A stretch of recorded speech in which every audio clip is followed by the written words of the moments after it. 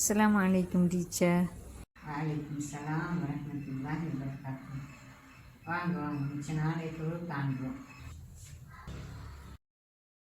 எப்படி டீச்சர் சோமாய்க்கிறீங்களா? மிச்ச நாள் உங்களை சந்திக்க வரணும்னு நினச்சி வந்திக்கிறோம். 2 பேரையும் ஸ்கூலில் கண்டதுக்கு பிறகு இப்போ தான் காண்றேன். மிச்சம் சந்தோஷமாய்க்கு நீங்கள் வந்தது. எப்படி நீங்கள் உங்களோட யூனிவர்சிட்டியெல்லாம் நல்லா போகுதா? படிக்கிறீங்களா? டீச்சர் நாங்கள் சோமாய்க்கிறோம், அல்ஹம்துலில்லாஹ். நான் நல்லா படிக்கிறோம். 2 பேரும் சயின்ஸ் ஃபேக்கல்ட்டின்னா டீச்சர் முக்கியமான ஒரு விஷயத்தை பேசுறதுக்கு தான் டீச்சர் நாங்கள் 2 பேரும் வந்தோம். அவங்கள்ட்ட சொல்லவும் வேணும், சொல்லவும் கஷ்டம் என்ற நீங்கள் சொல்லுவீங்க. நாங்கள் வளமையாக அவங்களுக்கு சொல்கிற இதைத்தானே நீங்கள் அந்த நேரம் கவனம் இல்லாமல் இருந்தீங்கன்னு சொல்லுவீங்க. அதுதான் காலம் கடந்த ஞானம் பிறந்திக்குது டீச்சர். நாங்கள் யூனிவர்சிட்டின்ற நேரம் அடுத்த மத சகோதரிகளோட நிறைய நெருங்கி பழகிற சந்தர்ப்பங்கள் வருது, நிறைய டிஸ்கஷன் செய்யக்கூடிய சந்தர்ப்பங்கள் வருது. அந்த நேரம் நாங்கள் கொஞ்சம் மாட்டிக்கொள்கிறோம் டீச்சர். அவங்க கேட்குற சில கேள்விகளுக்கு பதில் சொல்கிறதுக்கு கொஞ்சம் கஷ்டமாக தான் இருந்துச்சு. லாஸ்ட்டாக கேட்ட கேள்வி இதுதான், மனித உருவாக்கம், மனித வளர்ச்சி கட்டம் என்ற பாடம் நடக்கிறதுக்கு போது அவர் சில நேரம் டிஸ்கஷன்கள் என்கிட்ட லெக்சர்ஸ்மா கேள்வி கேட்பாங்க தானே, டிஸ்கஷன் போகிற நேரம் வாய்ஸாக இப்படி கேட்டாங்க இல்லையா, ஒரு கேர்ள் கேட்டுச்சு தானே, நம்மளோட குருவாண்ட நிறைய விஞ்ஞான கருத்துக்கள் சொல்கிறீங்க தானே, இது சம்பந்தமாக என்ன சொல்லுது? எங்கள்கிட்ட கேட்ட நேரம் நாங்கள் ஆரம்பம் இரத்த கட்டிலிருந்து உருவாகுது என்ற விஷயத்த சொன்னோம். நாங்களும் சில தர்ஜுமாக்கள் அப்படித்தான் வாசிச்சிக்கிறோம். அந்த சொல் எங்களுக்கு மனசுல பதிஞ்சிக்குது.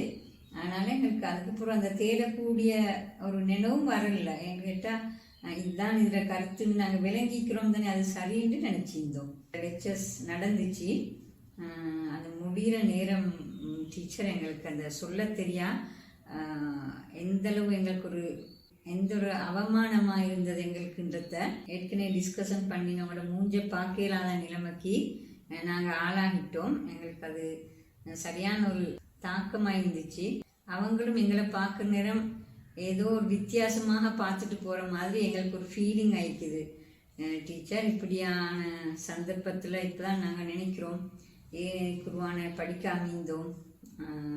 அப்படி படிச்சிருந்தா அந்த நேரம் எங்களுக்கு அந்த விஷயங்களை நல்லா செல்ல தெரிஞ்சிருந்தா எங்களோட குர்ஆன் இவ்வளவு அற்புதமானதான்றதையும் எங்களாலே விளங்கப்படுத்திக்கிது டீச்சர்ந்து நாங்கள் மிச்சம் கவலைப்படுறோம். அதாவது அல் குர்ஆனில் முதலாவதாக இறங்கப்பட்ட சூரத்துல் அலக், ஹலகல் இன்சான மின் அலக்.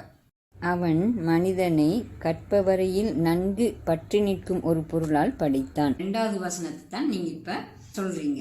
உஸ்தாத் மன்சூர் அவங்க எழுதின குர்ஆனிய சிந்தனை இந்த தஃசீர்ல இந்த விளக்கத்தை பார்ப்போம். இந்த வசனத்தினூடே அல் குர்ஆன் ஒரு விஞ்ஞான உண்மையையும் சொல்கிறது. அதனை இங்கு நோக்குவது அல் குர்ஆனின் அற்புத தன்மையை காட்டுவதோடு இவ்வசனத்தை சரியாக புரிந்து கொள்ளவும் உதவுவதாக அமைகிறது. அதாவது அலக் என்ற அரபு பதத்தின் மொழிபெயர்ப்பு. அலக் என்ற சொல்லின் அடிப்படை பொருள் இதுவே ஆகும். பல அல் குர்ஆன் விரிவுரை ஆசிரியர்கள் இதனை இரத்த கட்டி என விளக்கியுள்ளனர். ஆனால் மனிதனின் கருப்பையின் உள்ளான வளர்ச்சியில் இரத்த கட்டி என்ற ஒரு கட்டம் கிடையாது. அவ்வாறு பொருள் கொள்வது விஞ்ஞான பூர்வமாக தவறானது என விளக்கும் மருத்துவத்துறை விஞ்ஞானி மொரிஸ் புஹைனி இச்சொல்லின் அடிப்படை மொழிக்கருத்தை பொருத்தமானது என்கிறார். இக்கருத்தை அவர் மேலும் விளக்குகையில் கீழ்வருமாறு கூறுகிறார். ஆணின் விந்தணுவும் பெண்ணின் முட்டையும் இணைந்து இணைப்பட்டதன் பின்னர் அடுத்த கட்டமாக அது கருப்பவரை சுவரில் போய் ஒட்டி அதனை நன்கு பற்றி நிற்கிறது. அத்தோடு அங்குள்ளவற்றை உறிஞ்சி அது தனக்கான ஊட்ட உணவாக கொள்கிறது. இது மண்ணில் பதிந்துள்ள வேர்களின் நிலையை ஒத்ததாகும். கருப்பவரை சுவரில் பற்றி நிற்றல் என்ற மனித வளர்ச்சி கட்டம் நவீன விஞ்ஞான கண்டுபிடிப்பாகும். இந்த வகையில் அது அல் குர்ஆனின் அற்புத தன்மையை விளக்கும் வசனம் என்பதில் சந்தேகமில்லை. எனவே அலக் என்பது இரத்த கட்டி அல்ல, கற்பவரையில் பற்றி நிற்கும் ஒரு பொருள். மிகவும் தெளிவாகவும் அற்புதமாகவும் அல் குர்ஆன் முன்வைக்கிறது. இப்படியா இருக்கும் பொழுது விஷயங்களை விளங்கி நம்பிக்கை கொள்ளணும். அப்பதான் எங்களுக்கு ஒரு ஆழ்ந்த நம்பிக்கை உண்டு, சரியான நம்பிக்கை உண்டு வரும்.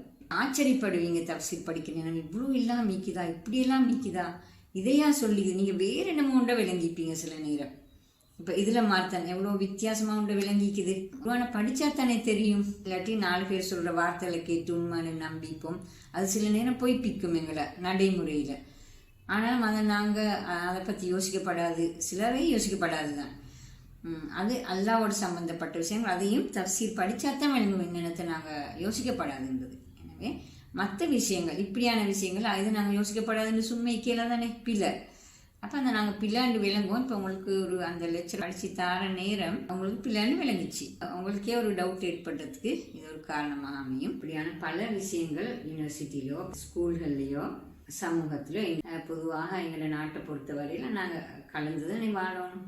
அப்படியான இடத்துக்கு இப்படி பல மாதிரியான கேள்விகள் வரும். சரியான பதில் கொடுத்து கொள்ளையில்லாததுக்கான காரணம் நாங்கள் குர்ஆனை படிக்கல. அதுதான் எங்களுக்கு மிச்சம் அழகான தெளிவான முறையில் வழிகாட்டிக்கிறான். அப்போ நாங்கள் அதை சரியாக படிக்கலன்ற காரணத்தினால அடுத்த மக்களுக்கு குர்ஆனை பிழையாக முன்வைக்கிறோம். அப்போ நீ எப்படி அவங்க இஸ்லாத்தை நம்புவாங்க? எல்லாருக்கும் எல்லாம் செய்யலாது. இப்போ உங்களுக்கு சயின்ஸ் துறை இருந்தால் சயின்ஸ் துறைக்கு பொருத்தமான லெக்சர்ஸ் தான் வருவாங்க. எனவே தஃசீருக்குன்னு அதுக்கு பொருத்தமான தகுதியானவங்கள்ட்ட போய்த்து நாங்கள் படிக்கணும். அவங்களோட யூனிவர்சிட்டி பாட புத்தகத்தை உங்களுக்கு வாசித்து போய் எக்ஸாம் எழுதிட்டு வரையிலுமா? அப்படி படித்தா எல்லாம் அறகுறையாக தான் நிற்கும், ஃபெயில் ஆகுவீங்க. அதே மாதிரி தான் வாழ்க்கையிலையும் குர்ஆனை சரியாக படிக்காட்டி நாங்கள் அதில் ஃபெயில். எனவே கட்டாயம் குர்ஆனை படிங்க. வாசித்து இறங்கிறதுக்கு கதை புத்தகம் அல்ல, இது ஒரு வாழ்க்கை தத்துவ நூல். இது முழு வாழ்க்கைக்குமான வழிகாட்டி தான். நாங்கள் என்ன செய்வோம், இதை கொண்டு போய்த்து காட்டுவோம். இந்த கந்திக்கு வேறு டிஸ்கஷன் உண்டிக்கு தானே, அந்த முடிகிறதோடு நாங்கள் இந்த விஷயத்த செய்வோம். அப்போ எங்களுக்கும் நல்ல ஒரு சந்தர்ப்பம், நாங்கள் காட்டுவோம். டீச்சர் என்ன சொல்கிறேன்னு பார்ப்போமே. ஓ டீச்சர், சரி சரி, நீங்கள் இப்போ சொன்ன மாதிரி கட்டாயம் இந்த விஷயத்தை அந்த பிள்ளைகளுக்கு கொண்டு போய்த்து காட்டுங்க. பாத்திமா, நாங்கள் தஃசீரை கொண்டு போய்த்து ஒரு கிழமைக்கு ஒருக்கா சரி, 2 கிழமைக்கு ஒருக்கா சரி, ஒரு மாதத்துக்கு ஒருக்கா சரி, ஒன்றுமே இல்லாமல் இருக்க விட கொஞ்சம் கொஞ்சமாக அப்படி தொடங்குவோம். நாங்கள் உள்ளுக்கு மற்ற டிஸ்கஷன் செய்கிற மாதிரி. அப்போ எங்களை மாதிரி இன்னும் நிறைய பேர் தெரியாமல் மாட்டிக்கொள்வாங்க தானே.